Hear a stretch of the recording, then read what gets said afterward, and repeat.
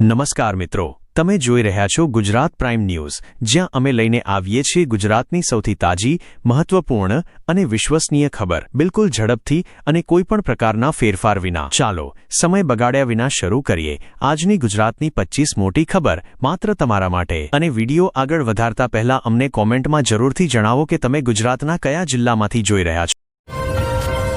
અમદાવાદ પોલીસે તમિલનાડુ સ્થિત એક પવન ઉર્જા કંપનીને 30 કરોડ રૂપિયાનું વ્યાવસાયિક લોન અપાવવાની ખાતરી આપીને 19,75,000 રૂપિયાનું કથિત છેતરપિંડી કરવાનો અને ચૂકવણી મેળવ્યા બાદ ગાયબ થઈ જવાનો આરોપ લગાવતા 3 લોકો સામે કેસ નોંધ્યો છે.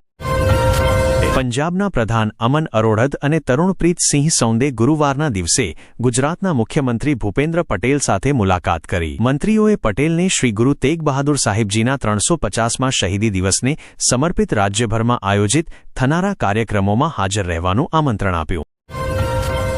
અમદાવાદ નગરપાલિકા એએમસીની જળ સમિતિએ માઇક્રો ટનલિંગ પદ્ધતિથી 1,800 મિલીમીટર વ્યાસની વરસાદી જળ લાઇન બિછાવવાના 2 મુખ્ય પ્રસ્તાવો મંજૂર કર્યા છે. આ ઠેકડા અંજલી ચોકથી વસના બેરાજના પ્રવાહ વિસ્તારમાં સુધી અને નવરંગપુરા વોર્ડમાં માણેકબાગ ચોકથી અંજલી ચોક સુધીના જળ લાઇન માટે છે.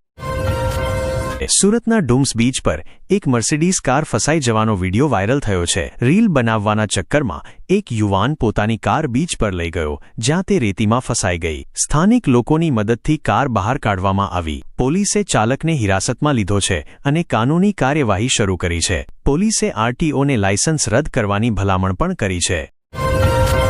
અવૈધ વિદેશી નાગરિકો પર મોટી કાર્યવાહી કરતા અમદાવાદની સોલા હાઈકોર્ટ પોલીસે પોતાના અધિકાર ક્ષેત્રમાં રહેણાંક વિસ્તારોમાં કાયદેસર દસ્તાવેજ વિના રહેતા 17 બાંગ્લાદેશી નાગરિકોને હિરાસતમાં લીધા છે. બંદીઓને ચકાસણી અને નિર્વાસન માટે સરદારનગર સ્થિત સંયુક્ત પૂછપરછ કેન્દ્ર JICમાં સોંપી દેવામાં આવ્યા છે.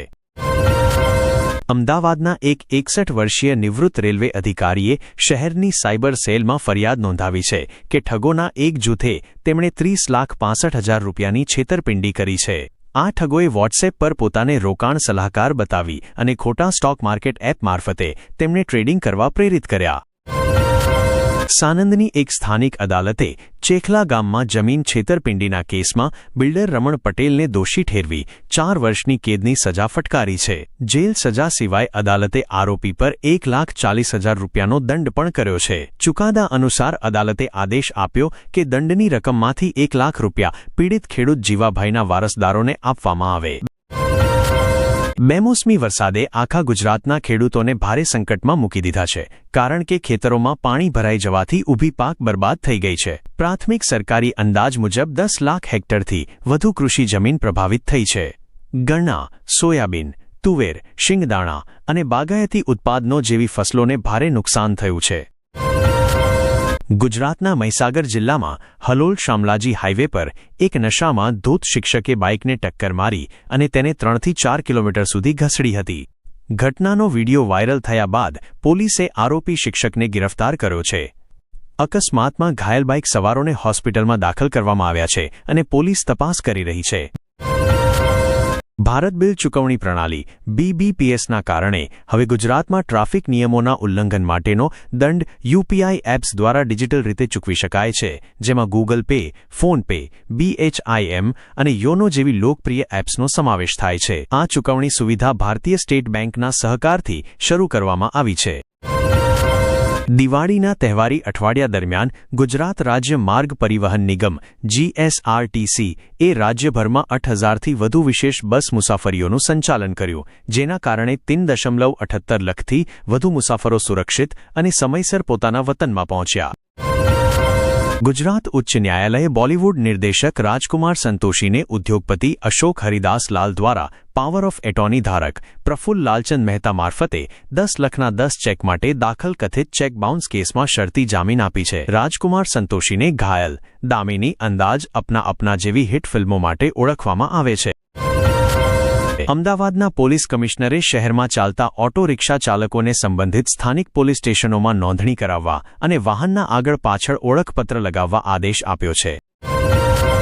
ગાંધીનગર પોલીસને માહિતી મળી હતી કે સેક્ટર 21 સ્થિત સત્તાવાર વિધાયક આવાસમાં એક દંપતી રહે છે, જેના બાદ તપાસ કરવામાં આવી. માહિતી પર કાર્યવાહી કરતાં સેક્ટર 21 પોલીસ ઇન્સ્પેક્ટર રેખા સિસોદિયાના નેતૃત્વમાં એક ટીમ ત્યાં પહોંચી અને કોંગ્રેસ વિધાયક અનંત પટેલને ફાળવાયેલા સરકારી આવાસમાં એક દંપતી મળ્યું. પોલીસે બુધવારે જણાવ્યું કે એક અજાણ્યા ચોરે અમદાવાદના પોશ સાયન્સ સિટી વિસ્તારમાં આવેલા એક બંગલામાં ચોરી કરીને 8 લાખ મૂલ્યના સોનાના દાગીના અને 50,000 રોકડ લઈને ફરાર થઈ ગયો. બોદકદેવ પોલીસ સ્ટેશનમાં નોંધાયેલી FIR અનુસાર ચોરી 15 ઓક્ટોબરની રાતથી 17 ઓક્ટોબરની બપોર વચ્ચે થઈ, જ્યારે ફરિયાદી અને તેનો પરિવાર દિવાળી ઉજવવા માટે બહાર ગયા હતા. બોટાદના બરવાલા ગામના રહેવાસીઓ સોમવારે ત્યારે હેરાન થઈ ગયા જ્યારે નારણકુંડ કોઝવે પાસે ઉતાવલી નદીની સપાટી પર દિલ્હીની યમુના નદી જેવી ગાઢ સફેદ ઝાગ જોવા મળી. અહેવાલો અનુસાર સોમવારે ઉપરવાસ વિસ્તારમાં થયેલા વરસાદ બાદ ઝાગનો આ જમાવ જોવા મળ્યો, જેના કારણે ગ્રામજનોને નદીમાં ગંદા પાણીના પ્રવાહનો શંકા થયો. શિયાળાની શરૂઆત પહેલા ગુજરાતમાં બેમોસમી વરસાદે ખેડૂતો માટે વિકટ પરિસ્થિતિ ઊભી કરી છે અને તેમને ભારે આર્થિક નુકસાન થયું છે. નવનિયુક્ત કેબિનેટ પ્રધાન અર્જુન મોઢવાડિયા અને પ્રદ્યુમ્ન વાઝા ગીર સોમનાથ અને જૂનાગઢ જિલ્લાઓના પ્રભાવિત વિસ્તારોમાં ખેડૂતોને મળવા ગયા. જ્યાં ખેડૂતો ભારે વરસાદની માર સહન કરી રહ્યા હતા, ત્યાં પ્રધાન વાઝા ગમબૂટ પહેરીને મળવા પહોંચ્યા. વડોદરાના સારાભાઈ કમ્પાઉન્ડ પાસે વાડીમાં પાર્કિંગ મુદ્દે 2 જૂથો વચ્ચે તીવ્ર ઝપાઝપી થઈ, જેના કારણે આસપાસના વિસ્તારમાં અફરાતફરી મચી ગઈ. સૂત્રોના જણાવ્યા અનુસાર તેમાં સામેલ એક જૂથમાં ભાજપના પૂર્વ રાજ્ય યુવા મોરચા મહાસચિવ કૌશલ દવે, જે ગુજરાત યુવા બોર્ડના પૂર્વ પદાધિકારી પણ હતા, અને કેટલાક સ્થાનિક કોન્ટ્રાક્ટર સામેલ હતા.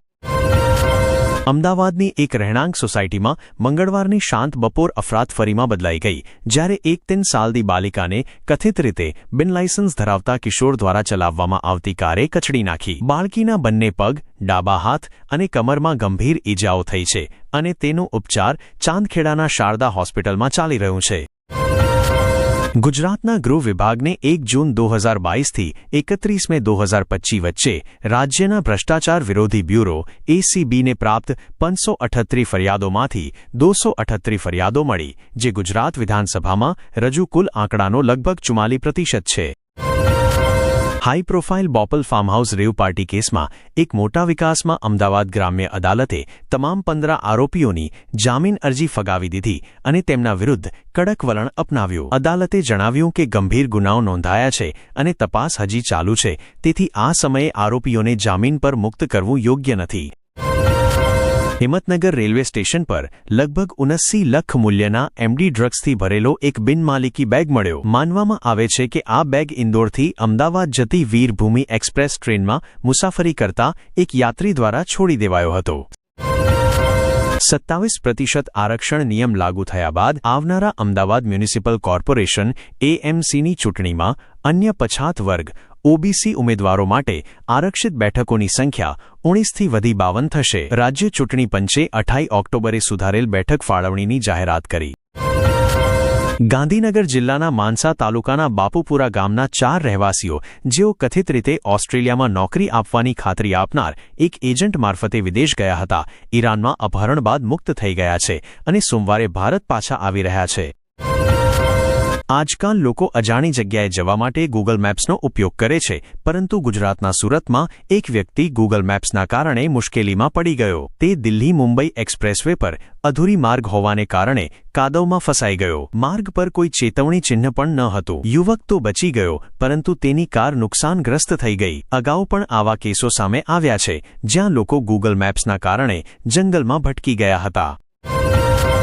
અમદાવાદ પોલીસની આર્થિક ગુનાખોરી શાખા EOWA નાગપુરના 4 વ્યક્તિઓ વિરુદ્ધ ક્રિપ્ટોકરન્સી સંબંધિત કંપની ડોક્સીમાં રોકાણના નામે શહેરના એક વેપારી પાસેથી 2.05 કરોડ રૂપિયાથી વધુની છેતરપિંડીના આરોપમાં FIR નોંધાવી છે.